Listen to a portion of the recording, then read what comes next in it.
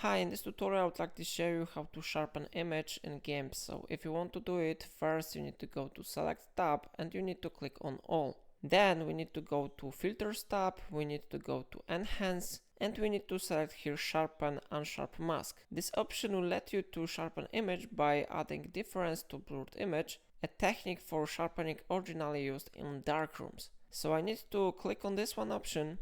And now I recommend you to increase some radius, and of course if you want to make it sharpen you need to increase amount value. For example, I will set here 2 and my image is sharpened now. So how you see difference is very visible here. Of course you can increase or decrease value, everything depends on your preferences, and I think it may be really useful on your projects. Of course, if you would like to save changes, you need to go to OK button and you need to click on it.